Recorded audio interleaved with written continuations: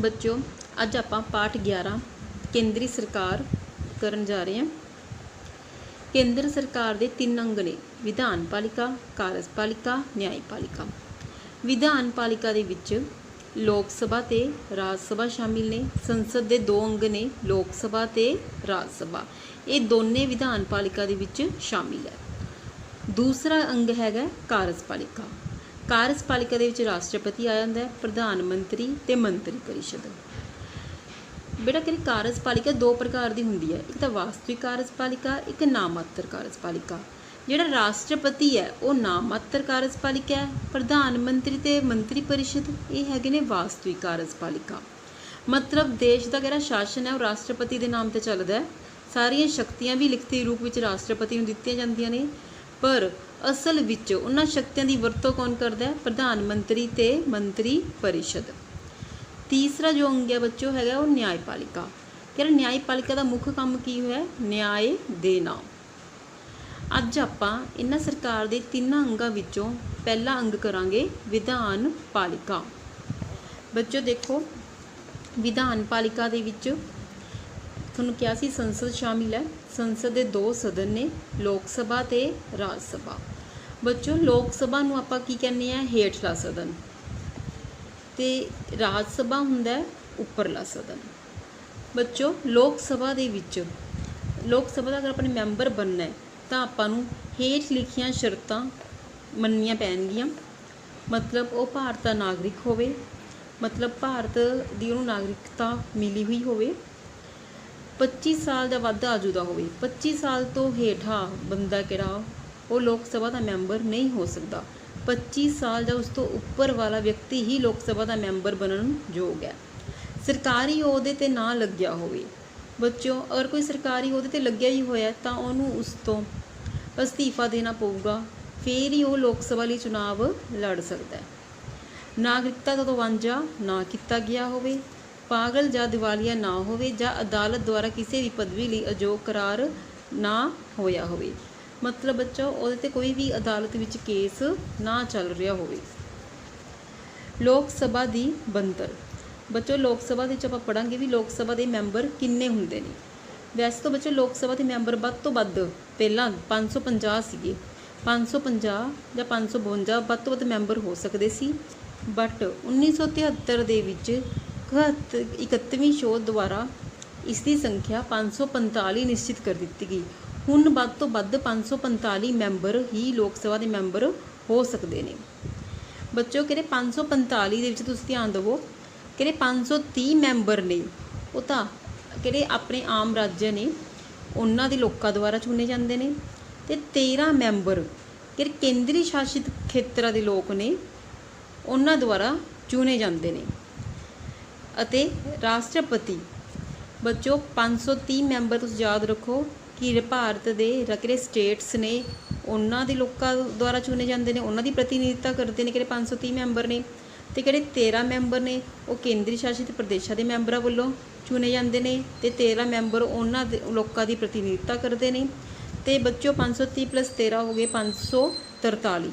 कि 2 मैंबर रह गए, 2 मैंबर ने कि वो राष्ट्रपति लोक सभा विच 2 एंग्लो इंडियन मैंबर नामजद करता है। बच्चों अगर 2 एंग्लो इंडियन मैंबर अगर पहला वोटां दे विच उन्हां नूं कोई सीट नहीं मिली एंग्लो इंडियन मैंबर नूं, तां राष्ट्रपति 2 एंग्लो इंडियन मैंबर नामजद करूगा। कि बच्चों लोक सभा का जिहड़ा कार्यकाल हुंदा है वो हुंदा है 5 साल। लोक सभा का कार्यकाल कितना है?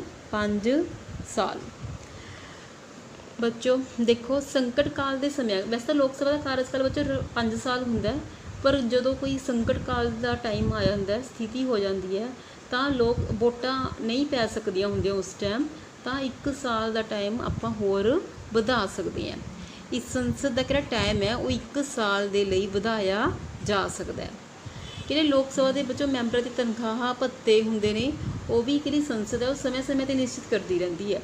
उन टाइम पर कदों भी लोड़ पैंदी है तो उसनूं वधाया घटाया जा सकता है।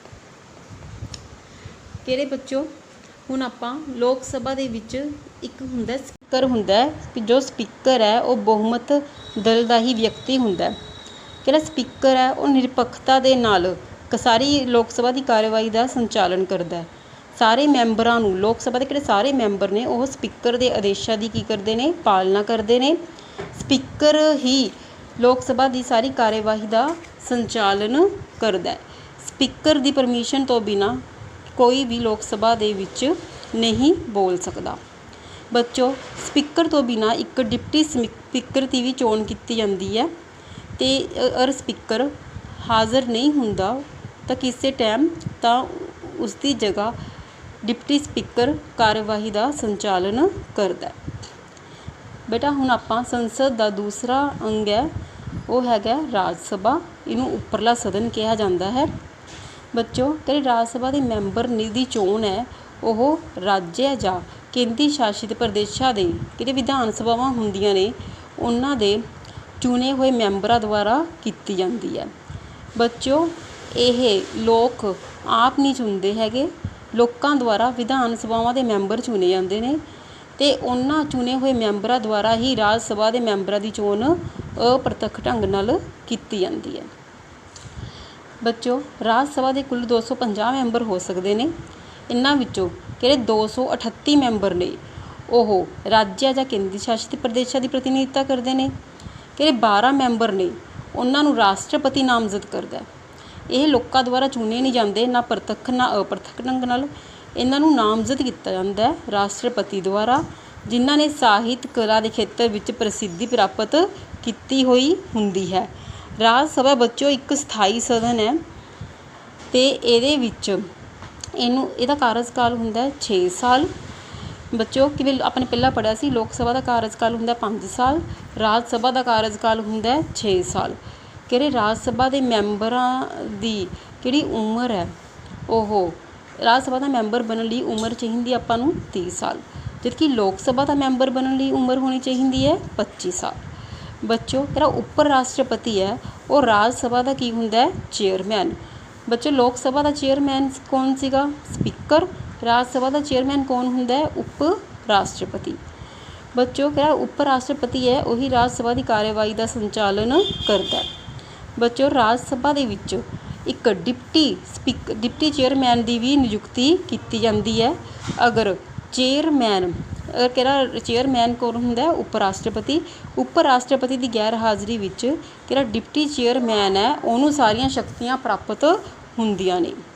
ਬੱਚੋ, ਅੱਜ ਆਪਾਂ ਨੇ ਲੋਕ ਸਭਾ ਅਤੇ ਰਾਜ ਸਭਾ ਬਾਰੇ ਪੜ੍ਹਿਆ ਅਤੇ ਇਹ ਤੁਹਾਨੂੰ ਚੰਗੀ ਤਰ੍ਹਾਂ ਸਮਝ ਆ ਗਿਆ ਹੋਊਗਾ। Thank you.